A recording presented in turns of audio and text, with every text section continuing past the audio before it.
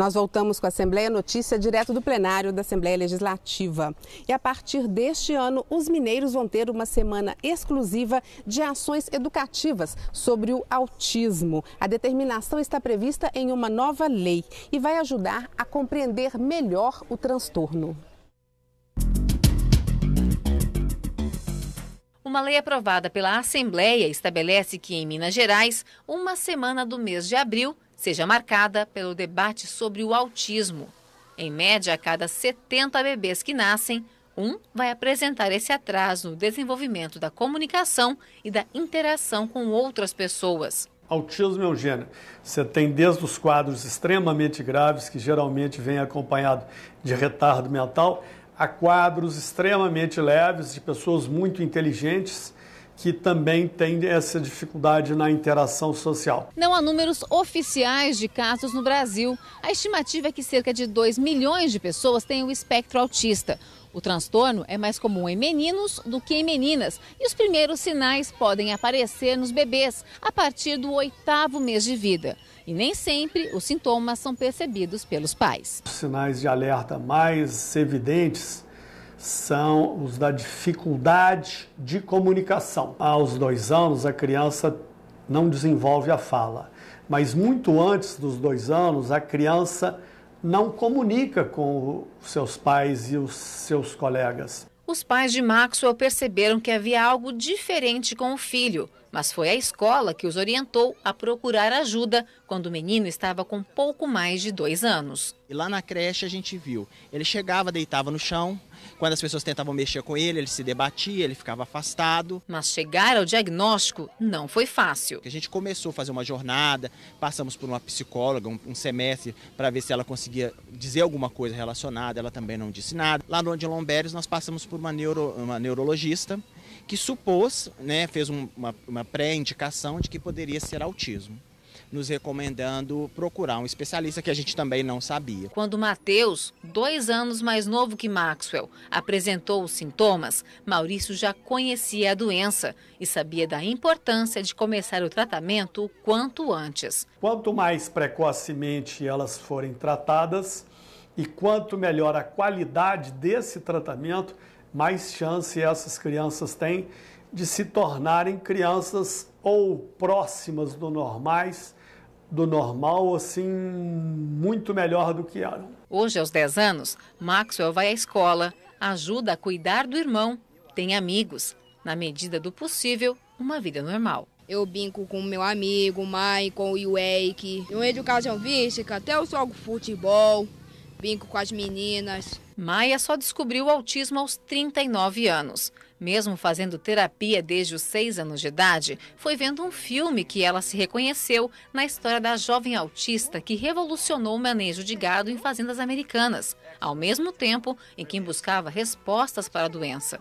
Depois disso, Maia procurou ajuda em grupos na internet. Passei a me conhecer, me entender melhor, Saber por que eu sou do jeito que eu sou, por que eu tenho as características que eu tenho, muita coisa que eu sofri com família, com amigos na escola, coleguinhas, até com os professores. Parece que há um certo desconhecimento dos profissionais dessa questão específica, que é um autista com um desempenho considerado altamente funcional. Desde criança, Maia era rotulada como difícil. Conflitos com a mãe, fim de um casamento, dificuldades em conseguir e manter empregos. A escritora e blogueira viveu quase 40 anos de incompreensão. As pessoas começam a desprezar a gente, desprezar os pais, porque não entendem o que acontece dentro do nosso mundo, dentro da nossa cabeça. Trata a gente como se fosse assim, conversa fiada, sabe? Eu, inclusive, escutei isso de um psiquiatra, que foi meu primeiro psiquiatra. Ele disse, não inventa moda, você não está no espectro autista. Quando diagnosticado tardiamente, pode-se dizer que a pessoa já perdeu a metade da vida. Temos que recuperar o tempo perdido. Eu converso agora com o deputado Duarte Bechir, do PSD, que é o autor do projeto de lei de conscientização sobre o autismo. Deputado, boa tarde, seja bem-vindo. Boa tarde, muito obrigado. O que levou o senhor a propor esse projeto de lei? Veja bem, a necessidade de se discutir e de colocar os pontos necessários na valorização do tratamento do espectro do autismo foram os principais motivos que nos levaram à criação da Semana de Conscientização do Espectro do Autismo. Nós temos deliberado pela ONU, no dia 2 de abril, a comemoração mundial. Esse dia 2 de abril, ele talvez já abra o espaço para iniciar um diálogo tão necessário sobre esse tema. Você tendo a Semana de Conscientização, nós vamos buscar interagir nessa semana com os profissionais da área. Vimos agora uma matéria extraordinária, onde o médico diz que se providenciado, se descoberto, se evidenciado mais cedo, a criança terá uma qualidade de vida muito melhor. Então nós não temos hoje no país disponível, por falta talvez de uma política mais séria dos governos todos, tanto do governo federal quanto dos governos do estado e municipal, uma responsabilidade maior a respeito do tema. E essa semana de conscientização busca, acima de tudo, evidenciar, discutir e buscar soluções para as crianças portadoras do espectro do autismo. Deputado, há muita desinformação sobre o autismo, dos pais e também dos profissionais de saúde? A gente tem notado muito que o que hoje ocorre é quando os pais têm um pouco daquele conhecimento, hoje é tarde. E isso tem sido uma função delegada especialmente às APAES, que não tem no seu bojo, no seu número de servidores, nos seus quadros, os elementos necessários a esse tratamento. Então, o serviço público, as prefeituras, através dos CAPs, dos NAFs, teriam que ter disponível esse profissional para que as mães pudessem, já no início, poder tratar de seus filhos. Falta informação e falta profissionais para a área também disponíveis ao acesso do público para o tratamento do espectro do autismo. Deputado, explica um pouco para a gente quais são os principais sintomas dessa doença e se há níveis diferentes, né? Se ela se manifesta de formas diferentes, em idades diferentes, pode ser manifestada mais tarde, por exemplo, não só quando a criança é muito pequenininha? Nós vimos aí uma deferência muito especial do médico que participou do primeiro trabalho de apresentação do tema pela TV Assembleia.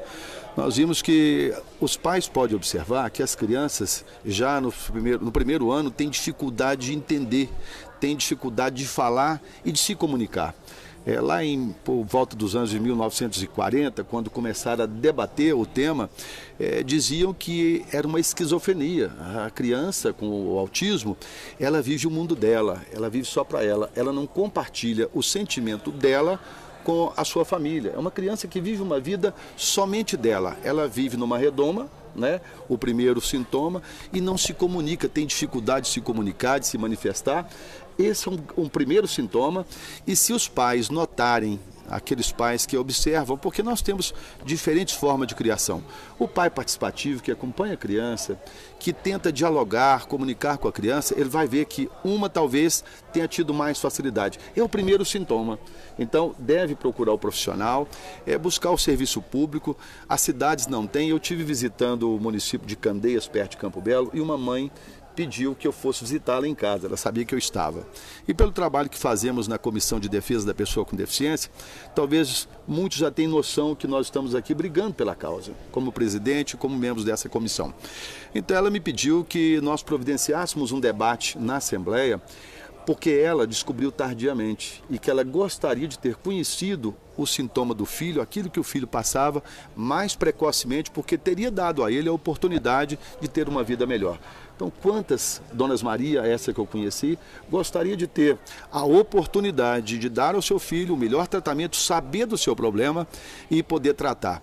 A nossa proposta de conscientização da semana, ela vai de encontro a essa necessidade, a essa lacuna, a essa falta, a omissão dos governos, conforme eu disse, no tratamento do espectro do autismo. Esperamos que, a partir da aprovação, já esse ano, queremos fazer um debate na casa, caloroso, bem participativo, chamar as entidades representativas, as escolas, porque queremos que Minas Gerais tenha o devido tratamento às crianças com espectro do autismo, valorizado, tratado, e que nós não deixemos de lado.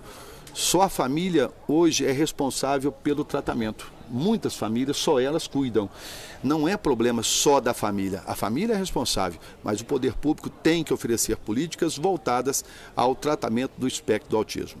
Agora, deputado, é possível a criança nascer sem o espectro do autismo e depois vir a desenvolver a doença? Não, ela já está com ela. No nascimento ela já se manifesta, já está com ele. Nasce com o espectro. O que se pode notar é que, se diagnosticado precocemente, uma política de que as mães tenham acesso a esse diagnóstico para os seus filhos. Se diagnosticado precocemente, ela tem condições de oferecer ao filho uma vida melhor. Não digo ele ter uma cura e ser 100%, não há cura, mas ter uma condição de vida, de relação com a sua família, com a sociedade, viver melhor, se isso for diagnosticado e tratado de acordo com a necessidade. Nós, então, podemos esperar um grande debate sobre isso aqui na Assembleia? Com toda certeza. E eu queria aproveitar o momento, a TV Assembleia, que é muito vista no interior, nós queremos também, esse ano de 2017, apenas 10% dos municípios do interior tem o Conselho da Pessoa com Deficiência.